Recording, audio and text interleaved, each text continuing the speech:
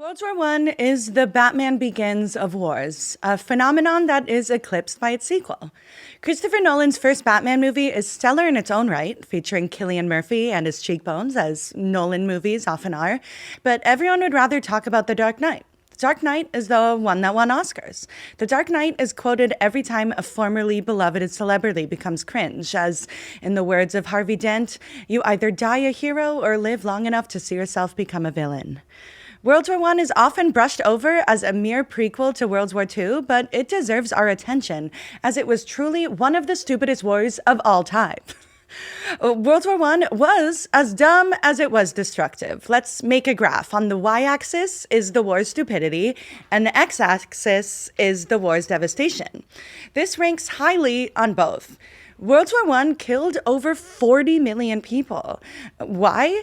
As Bob Dylan sings in With God on Our Side, the reason for fighting I never did get, but learn to accept it with pride, for you don't count the dead when God's on your side. The official high school multiple choice exam answers for why World War I happened are nationalism, militarism, and imperialism, all brought to a boiling point after Serb nationalist and certified smoke show Gavrilo Princip assassinated Archduke Franz Ferdinand, heir to the Austria-Hungarian throne. And yes, I said it. Gavrilo Princip was hot. If you're watching this, look at those eyes. There's something soulful about them. He was only 19 years old at the time of the assassination. When I was 19, I was too busy drinking with my college marching band to set in motion a series of events that would topple not one, not two, but four royal families that had been ruling over peasants for centuries. As far as attractive assassins go, he's no Luigi Mangione, but he's somewhere on the handsome scale between John Wilkes Booth and Sirhan Sirhan. We're taught that the First World War was due to isms, nationalism, militarism, and imperialism, but behind those big words were human beings making decisions where other decisions could have been made. There were so many stops on the road to 1914 where catastrophe could have been prevented, but fragile baby men like Kaiser Wilhelm II were too pig-headed to stand down, killing millions of people because they thought it would be embarrassing not to. People from all walks of life welcomed the war because they thought it would build character, underestimating new technology's ability to destroy the human body in increasingly horrific ways. They were so horny for war because they were worried that living in the comfort of not being bombed made them weak. Seriously, even the poets and the intellectuals were pumped, which is disappointing because poets and intellectuals are usually a group we can depend on not to prioritize brute force, seeing as they read and write for a living. Robert Brooke, an English poet, went so far as to thank God for giving young people the opportunity to fight and die. He wrote, "Now God be thanked who matched us with his hour and caught our youth and wakened us from sleeping with hand made sure, clear eye and sharpened power to turn as swimmers into cleanness leaping." Brooke was a war hype man, celebrating the fact that Germany invading Belgium had awoken British men from their slumber of not killing krauts. He compares soldiers to swimmers, but rather than leaping into clean water, they would find themselves swimming in pools of blood. And quickly. The killing was fast and furious. In August 1914, a volunteer for the British Army had to be 5'8", but by October, they only had to be 5'5". Congrats, short kings!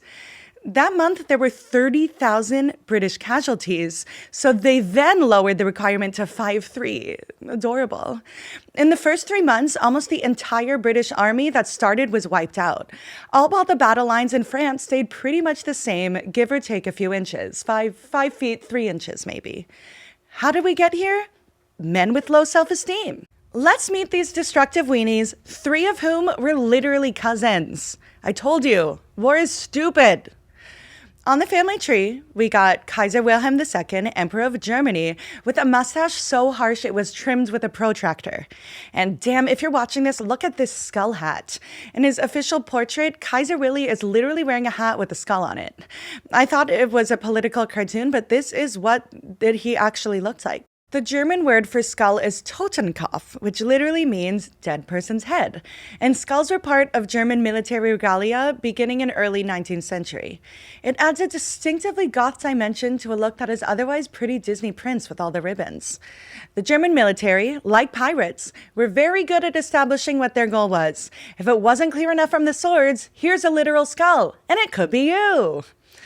Kaiser Wilhelm II was born on January 27, 1859 in Berlin, the firstborn son of Crown Prince Frederick of Prussia and Victoria, daughter of Queen Victoria of the United Kingdom.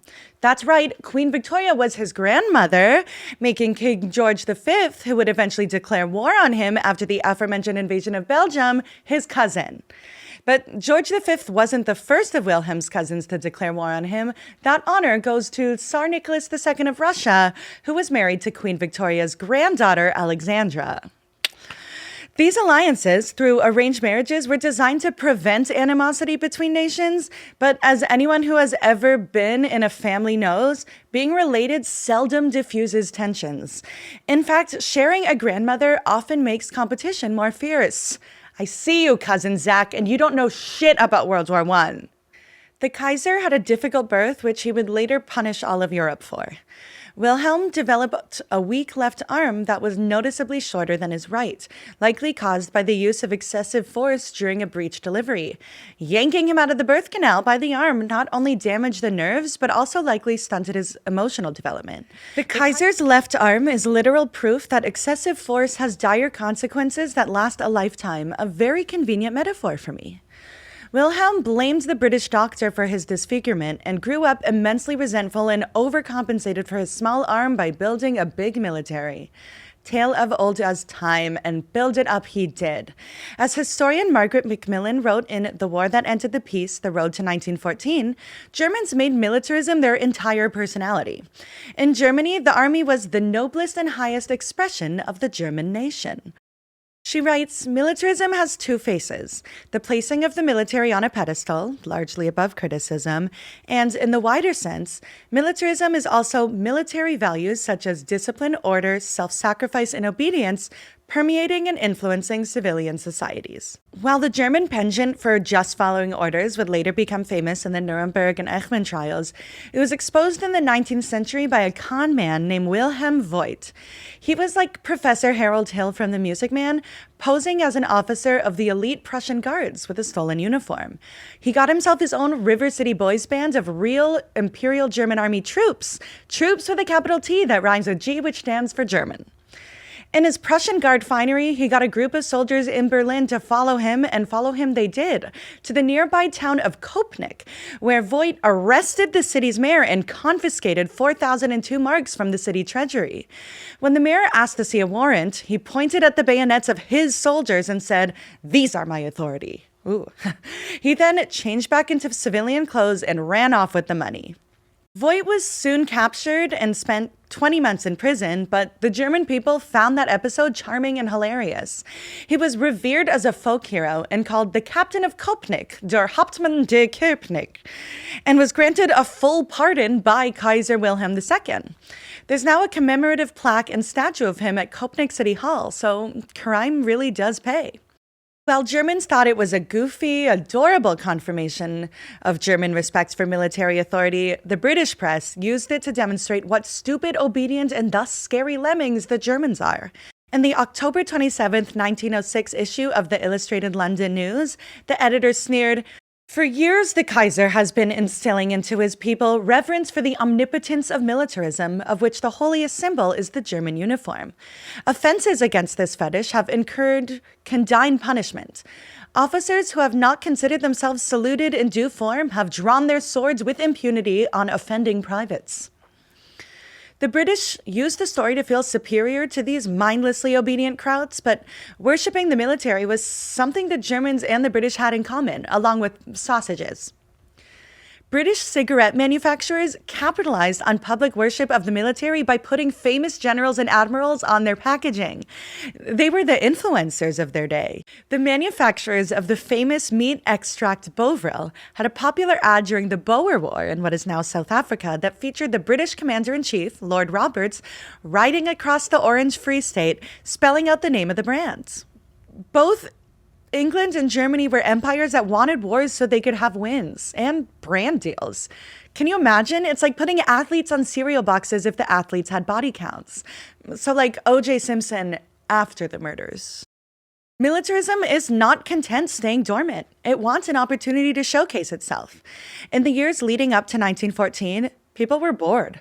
Far off colonial wars like the aforementioned Boer War, while it led to a great ad for beef extract, did not satisfy the British or German thirst for the glory of great deeds.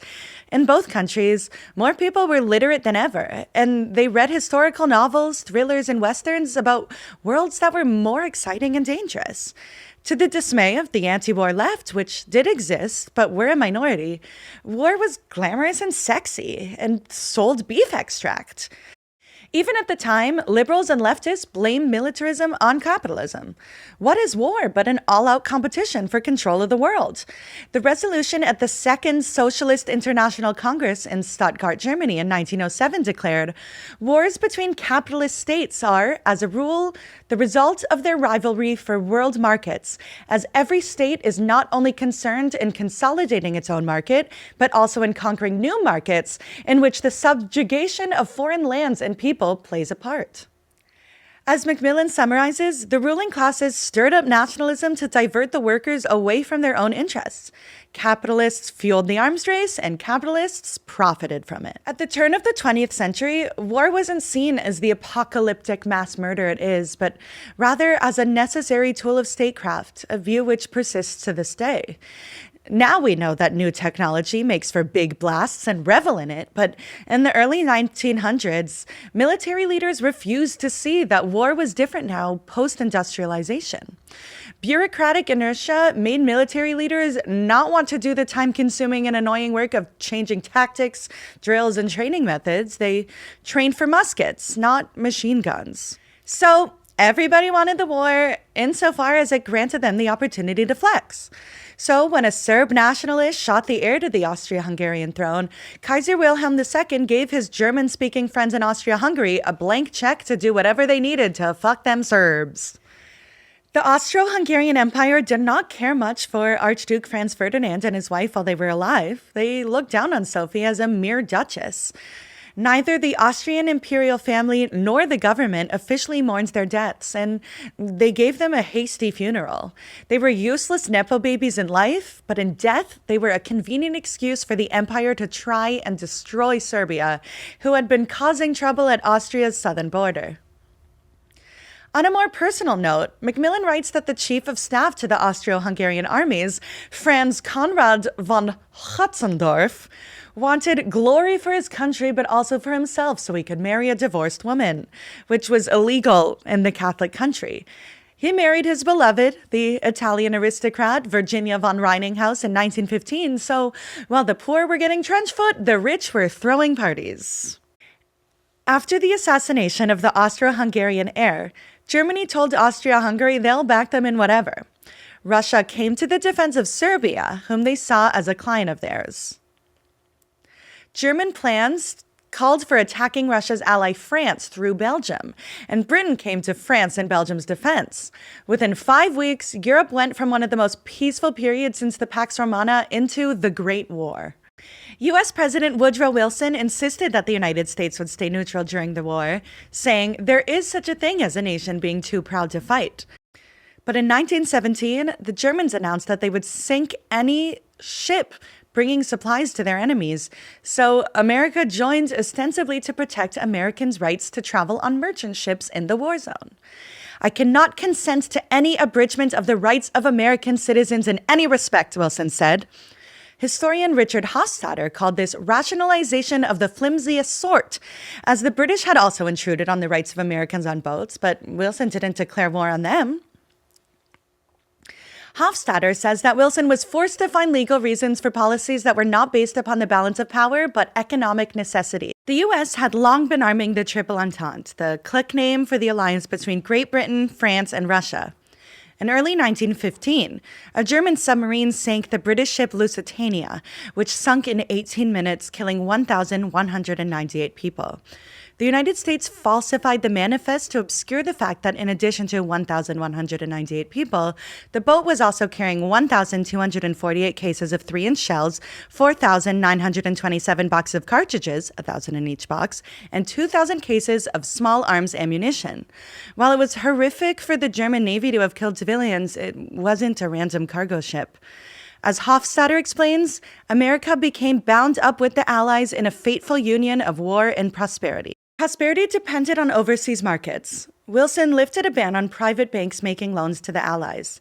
Howard Zinn writes, "True, the war meant more production, more employment, but did the workers in the steel plants gain as much as U.S. Steel, which made $348 million in profit in 1916 alone?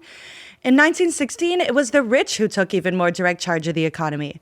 Financier Bernard Baruch headed the War Industries Board, the most powerful of wartime government agencies. Bankers, railroad men, and industrialists dominated these agencies. American capitalism needed international rivalry and periodic war to create an artificial community of interest between rich and poor, supplanting the genuine community among the poor that showed itself in sporadic movements," Zinn explains. In other words, war convinces people that their boss exploiting them is not the source of their stress, it's the enemy overseas, and the boss man is fighting the good fight. President Wilson called it the war to end all wars, to make the world safe for democracy. But Americans didn't rush to enlist, so Congress voted overwhelmingly to institute a draft. During the war, about 900 people were imprisoned by the Espionage Act, while the rest of the public was sated by military bans and flag waving, contributing to the war effort by buying war bonds and accepting said draft. They also became snitches. The Justice Department sponsored the American Protective League, which, by 1917, had units in 600 cities and towns and a membership of around 100,000. The media also assisted the government. In the summer of 1917, the New York Times published an editorial stating, "It is the duty of every good citizen to communicate to proper authorities any evidence of sedition that comes to his notice." These efforts were made to squash dissent precisely because there was dissent.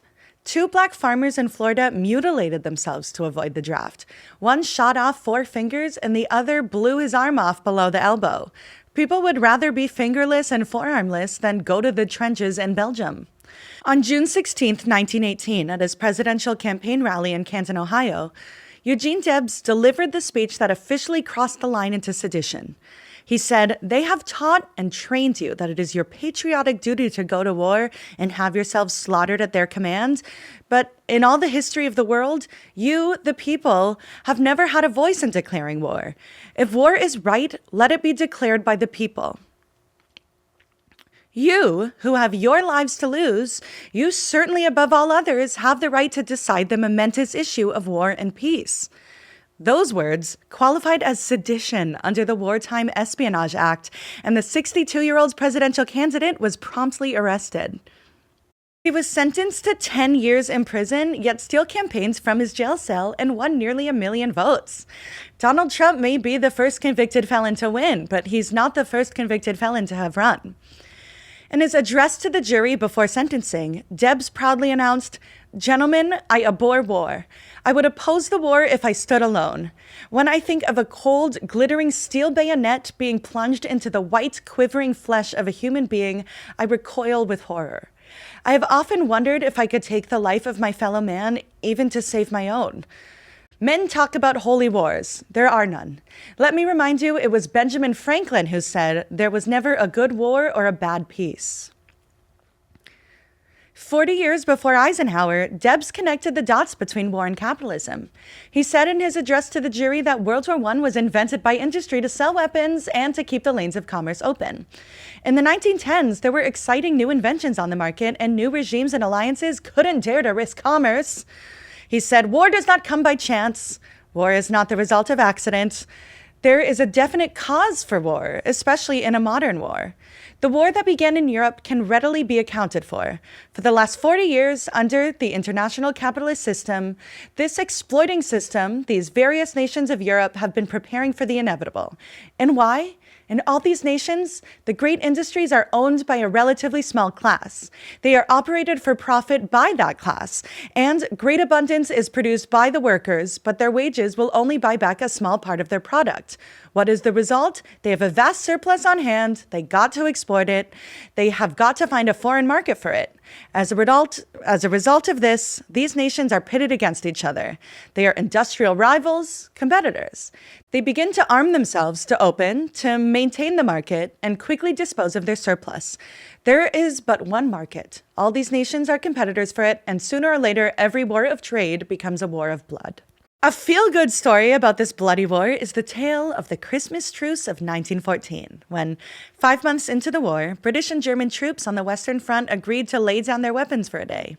In the spirit of Christmas, over 100,000 people chatted, exchanged gifts, sang carols, and even had a football match. They also took the opportunity to bury their dead without fearing bullets flying. On Christmas Eve, Captain Jake Arms of the 1st Battalion Staffordshire Regiment wrote to his wife, describing the Christmas miracle. He wrote, "I have just been through one of the most extraordinary scenes imaginable. Tonight is Xmas Eve, and I came up into the trenches this evening for my tour of duty in them. Firing was going on all the time, and all the enemy's machine guns were at it hard, firing at us. Then, about 7, the firing stopped. I was in my dugout reading a paper, and the mail was being dished out. It was reported that the Germans had lighted their trenches up along our front. We had been calling out to one another for some time Xmas wishes and other things. I went out, and they shouted, 'No shooting!' And then somehow, the scene became a peaceful one. All our men got out of their trenches and sat on the parapet. The Germans did the same. And they talked to one another in English and broken English. I got on the top of the trench and asked them to sing a German Volkslied, which they did. Then our men sang quite well, and each side clapped and cheered the other. I allowed 1 or 2 men to go out and meet a German or two halfway. They exchanged cigars, a smoke, and talked. The officer I spoke to hopes we shall do the same on New Year's Day. I said, yes, if I am here." Captain Arms survived the war and lived until 1948. What he called one of the most extraordinary scenes imaginable highlights the tragedy that is war. Left to their own devices, these men could happily sing folk songs, play soccer, and smoke cigars. Yet they were sent by their leaders to kill each other. Peace is possible, even on the literal front lines, but the leaders pride themselves on sending their own citizens into the meat grinder. After 4 years and 40 million deaths, an armistice was signed on November 11th, 1918, which, incidentally, is my birthday. Not 1918, though. I'm not 107 years old, though I might as well be to the entertainment industry because I am a woman over 30, 31 to be specific. After the armistice came the Paris Peace Conference to settle the terms, and in June 1919, the Treaty of Versailles was signed. The legacy of the Treaty of Versailles isn't that it ended World War I, but rather that it began World War II. Germany wasn't even involved in its drafting, contributing to its victim complex. Also, the fact that they did have to surrender territory, disarm, and pay for the war's damage. 2 days before the armistice was signed, on November 9th, 1918, political leaders announced that the Kaiser had abdicated before he had actually agreed to it. On November 10th, the former emperor took a train across the border to the Netherlands, which had remained neutral in the war. The Allies wanted to punish Wilhelm as a war criminal, but Queen Wilhelmina of the Netherlands refused to extradite him, perhaps out of a sense of Wilhelmina solidarity, or fear of setting a precedent. The German Republic would spend its 14 years of existence fighting for its life amidst hyperinflation, political extremism, the Great Depression, and later, Hitler. It died as it lived, very unstable. Once war seeped into the bloodstream of Europe, violence stayed in individual nations' politics. Margaret Macmillan credits the organization and discipline of the military for successfully staffing the new totalitarian-style ideologies of fascism and Russian-style communism. The fascists drew inspiration from the war itself. Many of the people who set the war in motion did live to see its end. Princip, Franz Ferdinand's assassin, could not be executed because he was underage, but he died of tuberculosis in an Austrian prison in the spring of 1918, unrepentant for what his one deed hath wrought. The assassination was one small step for man, one giant leap for mass slaughter. Some people were lucky. Alexander Hoyos, the Austro-Hungarian who had helped obtain Germany's blank check for his empire, briefly contemplated suicide as he reckoned with his role in the war that would be the end of the dual monarchy, but he changed his mind and died peacefully in 1937. Macmillan concludes her book, The War That Ended the Peace, with a powerful indictment. If we want to point fingers from the 21st century, we can accuse those who took Europe into war of two things. First, a failure of imagination in not seeing how destructive such a conflict would be, and second, their lack of courage to stand up to those who said there was no choice left but to go to war. There are always choices.